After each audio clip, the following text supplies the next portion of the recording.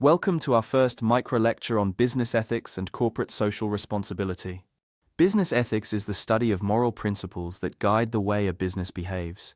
In essence, it's about how companies interact with the world and consider the impact of their decisions on various stakeholders. Ethical business practices involve more than just following laws and regulations. Companies need to go beyond compliance and engage in ethical decision-making, ensuring fairness, integrity, and respect in all areas of their operations. For example, companies that proactively work to ensure transparency in their supply chain or improve labor conditions are engaging in ethical practices. One key framework that can help guide businesses in their ethical practices is Carroll's Pyramid of Corporate Social Responsibility, CSR.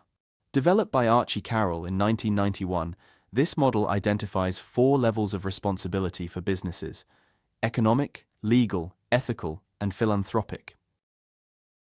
At the foundation of the pyramid is economic responsibility, which means businesses must be profitable to survive. However, Carroll argues that profit is just one responsibility. Businesses must also follow laws, legal responsibility, act ethically, even when laws don't require it, and contribute to society through philanthropic efforts. Ethical leadership is key in ensuring that businesses go beyond the minimum legal requirements. Ethical leaders foster a culture of integrity within their organization, setting standards that others in the company follow. For example, Patagonia, a clothing company, has built its reputation on both environmental stewardship and ethical labor practices, showing how ethical leadership can drive business success. When it comes to CSR, businesses can't just focus on profitability. Social and environmental considerations must be integrated into corporate strategies to ensure long-term success. We'll explore more on how companies can do this by looking at real-world examples throughout the week.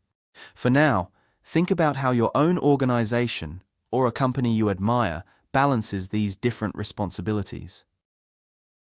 As you reflect on this, consider how your approach to leadership can influence the ethical practices of the businesses you work in or lead. How can you help guide an organization towards ethical decision-making, even when it might be difficult?